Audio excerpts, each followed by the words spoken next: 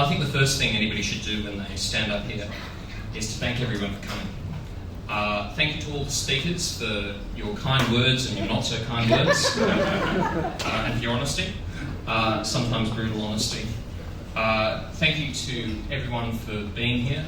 I know that with COVID, we originally planned to have 60 guests, and then in the last few weeks I think I had 22 of them who pulled out. And for those who stuck through it despite all the rules, it's very kind of you to come and risk your life and limb by celebrating this day with us.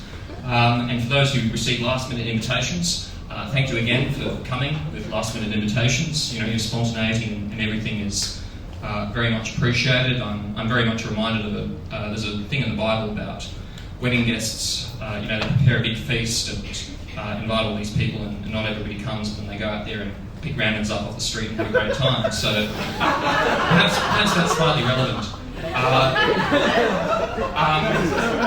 Thanks, mate. That's right. Thank you as well to everyone who contributed to the GoFundMe. I think we've raised a little bit over $9,000 so far, which is just amazing. A lot more than anything I could have possibly anticipated. And we'll do our best to make you proud and send you heaps of videos, and maybe even might save a little bit of it, who knows. It's incredibly touching for all of you all to have so many people who care. And thank you for those as well who weren't able to make it. I want to talk to you about why I love Isabel. Because, let's face it, that's really the main reason. There are lots of reasons why I love Isabel. The first thing that I love is the fact that she loves me. Or at least she tells me she does. I love that she's pretty and kind. I love that she's intelligent, conscientious. She's a Christian, she's got good morals. I love that she makes me happy and she comforts me when I'm in grief and in pain. I love that she's quirky and she's fun. I love the fact that she was ready to marry me after only a few short months of dating. There aren't many people who would have been up for that sort of wild adventure. And the fact that she was, gives me that romantic partner that I really look for. Isabel and I only started dating in April, believe it or not. And when we did, I was rebounding somewhat terribly from a relationship that had been going on off again and on again for 6 years. I was a broken and angry man. The last relationship ended badly, and Isabel helped to heal all of that grief and pain. And you've heard it said beforehand, she's good for me. Isabel makes me strong, which I need to be. She challenges me to be better. I sleep better with her. I get to bed at 9 p.m. in the evening. It's amazing. I eat better. Every night when I come home, she gets home an hour early, and she starts work an hour before me as well. And then I come home and almost without fail, there's a hot cooked meal that she's made from scratch waiting for me. And it's lovely, absolutely wonderful. And I have been putting on a lot of weight as well, so that's also a good thing. But she's a force for good for my life, and she's also my best friend. There are a lot of people who are convinced that we were getting married too soon. We'd only been started dating in April, and after 6 months, I popped the question. What you don't actually know is that she actually went off and bought the wedding dress in June. So she had her sights set on me right from the very start. And while some people might think that this is a foolish thing to do, I really disagree.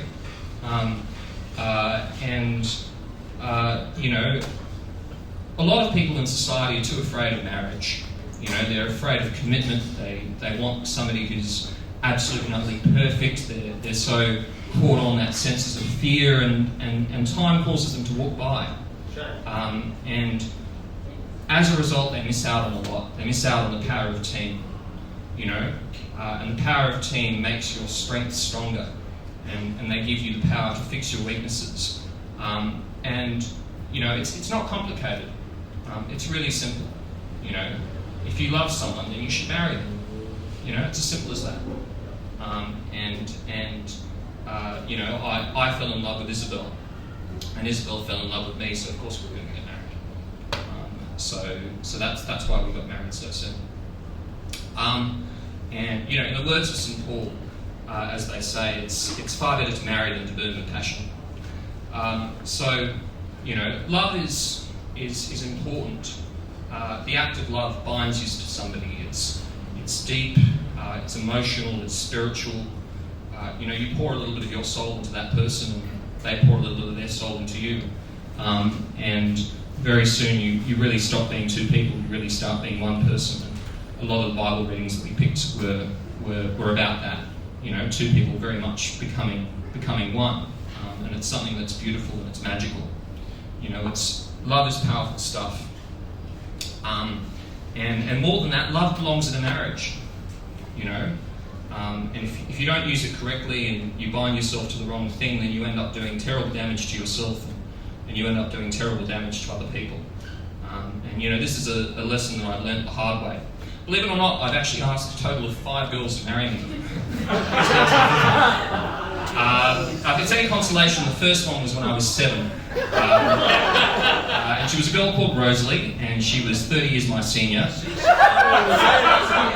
And she was also actually already married too. But Isabel's the one that said yes properly.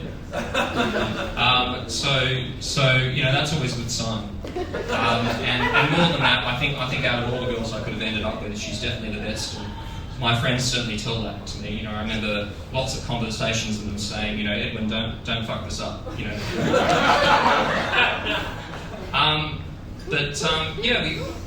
have our problems. We have our arguments.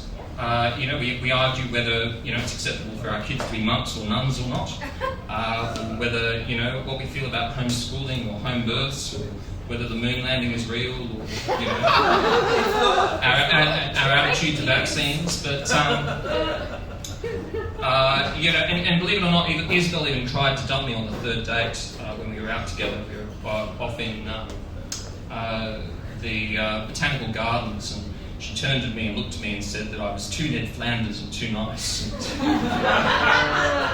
And there are other times when she thought that I wasn't right wing enough for her, too forgiving and turning the other cheek.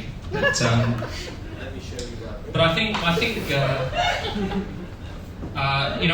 forgiveness is incredibly important in a marriage, and it's one of the reasons why you do end up with such a high rate of divorce. I think it's 60% of marriages end up in divorce, but marriage is not what you have; it's what you make it. It's like a home. It's not what you buy. It's all the things and the memories that you make afterwards. It's the start of everything that ends up happening. If you have the attitude of forgiveness, and if you can accept your partner's faults and take the attitude that there's not such a thing as yours or mine in the relationship, that there's only ours, if you're prepared to turn the other cheek, then these are the things that I think will cause a marriage to last. And it's one of the reasons why I hope that my marriage with Isabel will last. I certainly never intend to leave Isabel. And if I have it my way, Isabel will be the last woman I'm ever with. Despite all my sins and mistakes and idiocies, all that I am and all that I have is yours. And I won't promise to never lie to you, because I don't believe in making promises that you can't keep. And truth be told, I'd rather see you happy. But I do promise to always protect you. I promise to be always there for you. I promise to never leave you no matter what. And the vow that I made today, I made in front of our friends, our family, and before God. And it's something I intend to keep. So thank you, darling. I love you, and I hope this is forever after.